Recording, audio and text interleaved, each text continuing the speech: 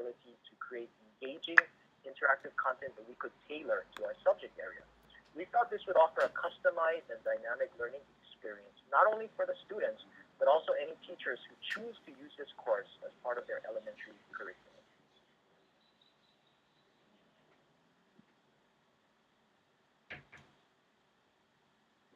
Let's go ahead and take a look at the booklet, NOAA, which stands for the National Oceanic Atmospheric Administration, in partnership with State Civil Defense, various counties in Hawaii, Pacific Tsunami Museum, and others, started off by creating a printed tsunami safety booklet. And this year, to meet the needs of digital natives and for this course, we created an interactive online safety electronic booklet, or e-booklet. So let's look at some of the different elements within the booklet. There's a section called Noka Ohana, which means for the family. And these phrases are integrated into the booklet, helping students understand not only about the science of tsunamis, but also more about Hawaiian language through sayings and mo'olelo pertinent to tsunamis.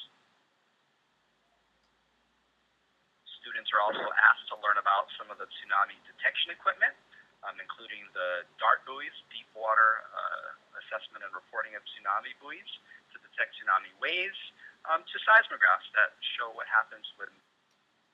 They also get a chance to watch simulations that show how tsunamis are generated from changes in the earth, from earthquakes, or in this case from landslides as well too. And students put their chart reading skills into action by calculating the time it takes for a tsunami to reach a given area. They'll also have some audio experiences and get to hear what an actual tsunami siren sounds like in Hawaii. And they'll do a maze and find out evacuation zones and determine if they live in an evacuation area. And since tsunamis can happen at any time, students need to be prepared. And through this drag and drop interactive, students fill their backpack with emergency supplies. They also must identify and avoid various hazards as they evacuate from the ocean to safety. And to reinforce the vocabulary aspect of things, students do games to match terms with their definitions. And finally, last but not least, let's not forget the personalized certificate of achievement designated students as Tsunami Super Sleuths for all their hard work in becoming tsunami ready. And finally, as a culminating activity, students, with help from their parents, will find out if their home or their favorite beach is in the tsunami evacuation zone. They'll map out an evacuation route to safety.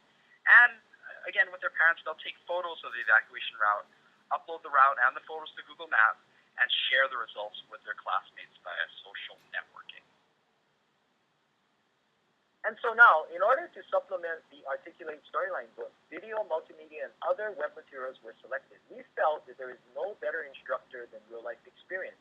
Fortunately, or rather unfortunately, recent years have given us a flood, pardon the choice of words, of tsunami video clips, movies, and first-hand survival accounts.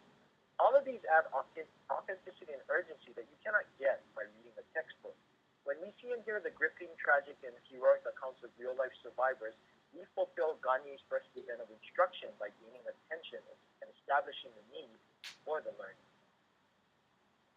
We turn to our subject matter expert Leon and resident rockstar Dana to comb through literally millions of internet resources to ferret out the best and most appropriate for our audience, like the story of Tilly Smith, the Angel of the Beach, or the incredible real-life story of Maria Dalan, whose family was vacationing on the shoreline during the 2004 Boxing Day tsunami, and whose heart-rending story is depicted in the 2013 movie The Impossible. As any experienced teacher can tell you, humans learn best by direct example. They're inspired by the actions of others, and the Web 2.0 gives us the opportunity to use multimedia resources to infuse our materials with real-life stories.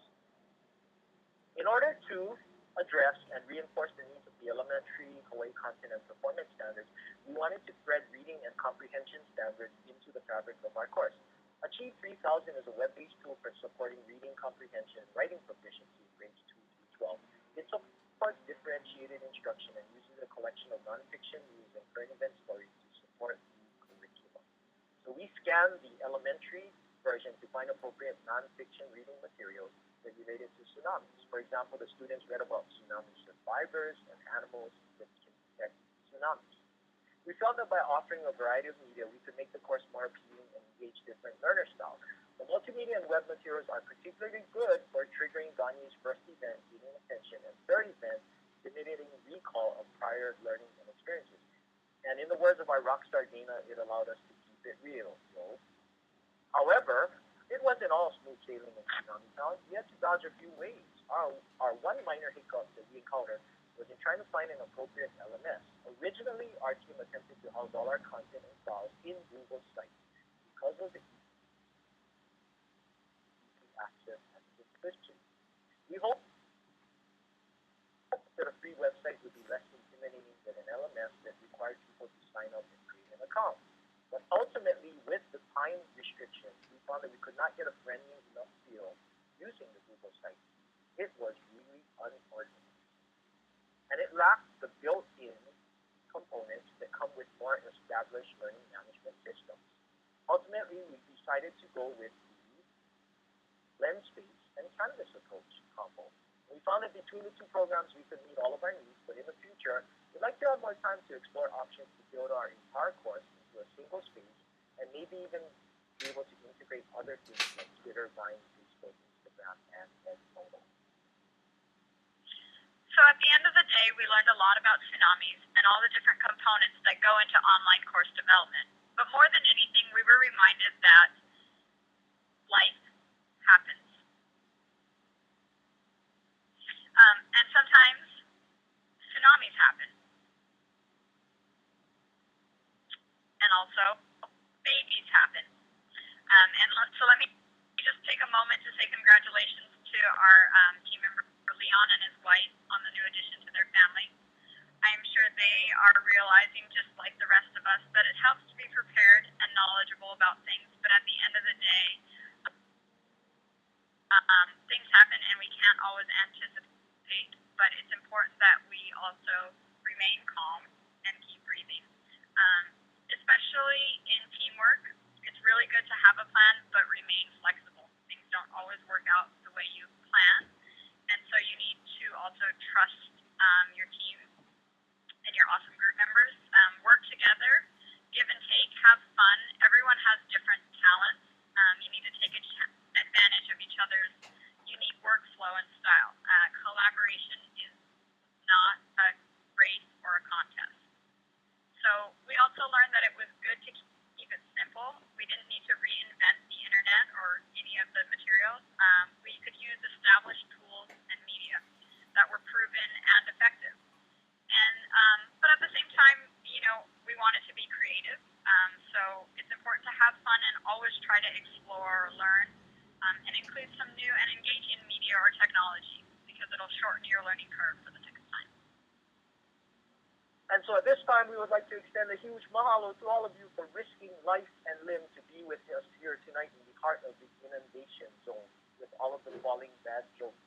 Just remember the old saying, what doesn't kill you makes you stronger, or as my Chinese grandma used to say, what doesn't bill you makes your bank account stronger.